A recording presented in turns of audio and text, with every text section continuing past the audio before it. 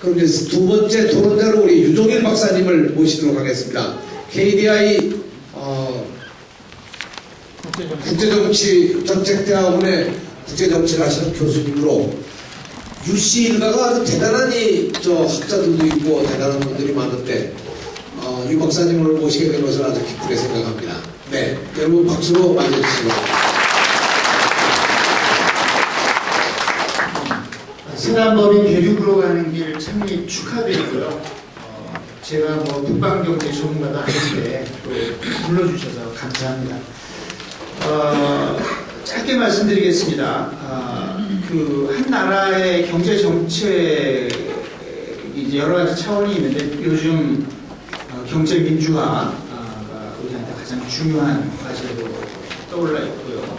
또 다른 굉장히 중요한 게 대외 경제 전략입니다. 우리 외부의 다른 경제가 관계를 어떻게 맺을 것인가. 최근에 우리나라의 대외 경제 전략은 제가 이렇게 표현합니다. 개방 지상주의로 동시다발적 FTA라고 하는 것을 이명박 정부가 추진하고 한미 FTA 같은 경우에도 많은 국내 논란이 있었습니다만은 결국은 비밀 날치기 통과까지 시키면서 밀어붙이게 하고 이렇게 한 그 개방 지상주의였고요. 그것은 시장 만능주의하고 연결이 되어 있었고 이것은 미국이 주도하고 금융 자본이 주도한 그런 세계화에 우리가 편입한 것이었습니다. 그런데 그런 것이 우리가 잘 살아지고 선진국되는 길이라고 생각하고 따라왔는데 사실은 그렇지 않다 하는 것이 2008년 글로벌 금융위기를 통해서 명백하게 드러났고 한국의 경우에는 특히 이 세계에서 조금만 문제가 생기면은 한국 경제가 흔들흔들거리고 한국에서 돈이 빠져나가서 ATM 코리아라는 말까지 나타났습니다. 그리고 전 세계적으로 지금 중요한 흐름으로 등장하고 있는 지역주의라든지 세계 경제 중심의 이동 이런 것들을 보면서 우리의 대외 경제 전략은 수정되어야 된다. 그래서 개방을 하되 사회통합적인 개방을 해야 되고 동아시아 지역을 중시하는 그런 세계화로 바뀌어야 되겠다 하는 것이고요. 이명박 정부가 추진한 글로벌 코리아라는 그 구호 속에서 한반도 동북아 동아시아가 실종됐는데 다시 이것을 보고를 해야 된다. 이 동아시아 지역을 중시하는 대외 전략 그 중에서도 가장 핵심적이고 가장 중요한 것이 오늘 두 분 발제자께서 말씀해 주신 북방경제라고 생각합니다. 그것이 가장 중요한 것은요.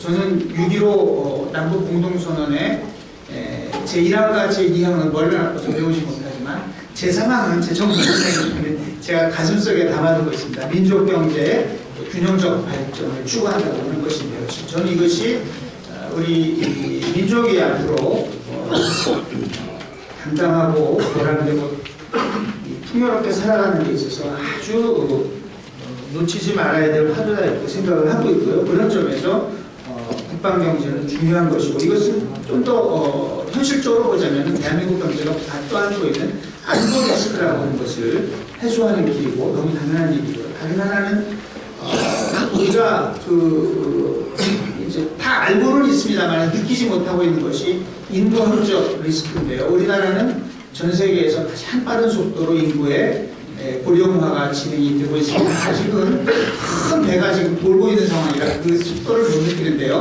다 돌고 나서 가속이 붙기 시작하면은 굉장히 빠르게 이 고령화가 진행이 되고 대한민국 인구가 만약에 이렇게 될 일은 없겠지만 현재 출산율이 지속이 된다면 2100년에 대한민국 인구는 350만 명으로 줄어듭니다. 그러니까 다시 말해서 그런 엄청난 그 인구의 축소와 고령화가 동시적으로 진행이 될 텐데 그게 가속도가 붙기 시작한 시점에서 대한민국 경제는 거의 박살이 난다. 그렇기 때문에 이것을 빨리 하루빨리 확대를 해야 됩니다. 여러분들이 지적하신 대로 지금 이 북방경제 말하는 이 지역은 북한 그리고 그뭐 연해주 쪽, 동북, 삼성, 몽골 이쪽인데 이쪽은 이 동아시아 지역에서 가장 낙후되어 있으면서도 자원이나 이런 면에서 잠재력은 굉장히 많은 것이거든요. 그래서 다 공감하실 대로 우리의 새로운 성장 동력이 될 수 있다는 것이고 이 부분이 개발이 활성화되면은 결국 그 유라시아 대륙을 연결하는 토대가 될 것이고 이것은 냉전으로 인해서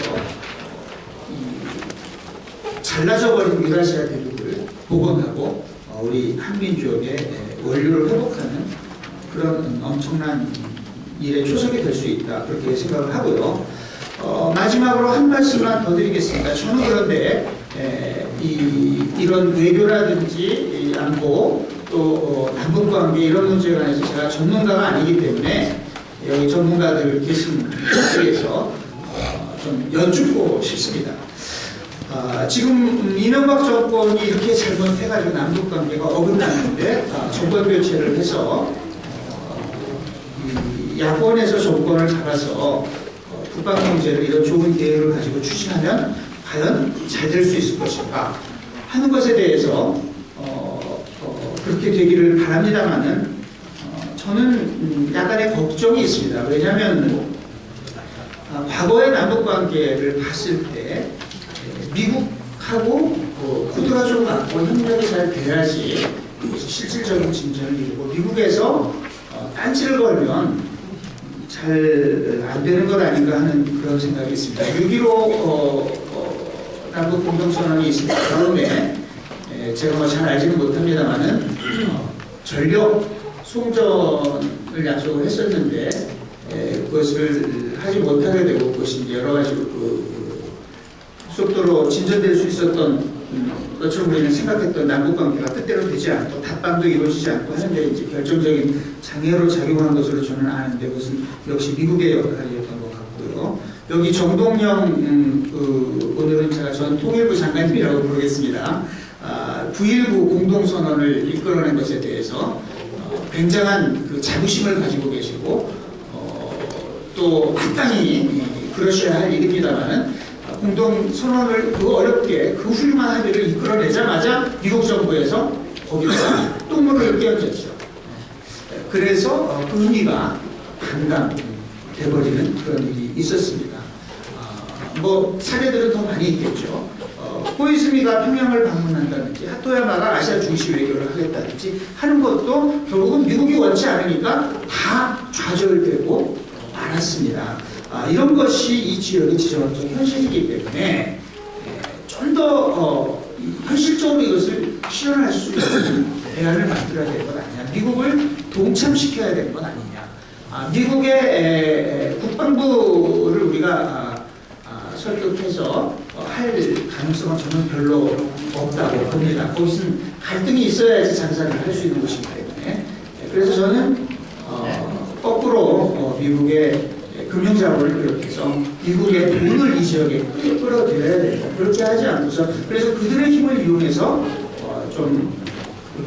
미국의 정책을 우호적인 정책을 이끌어내는 것이 실현에 굉장히 중요하지 않겠는가. 그래서 여러 가지 지금 GTI 같은 것도 이제 최근에 좀 추진이 됩니다만은 미국의 이니셔티브로만 계속되고 이렇게 해서는 크게 전망이 밝지 않은 것 아니냐. 그리고 앞으로 할 일이 많고 때문에 동북아 개발은행 참여정부 때 이제 한참 논의가 무성했습니다만 결국 안 됐는데요.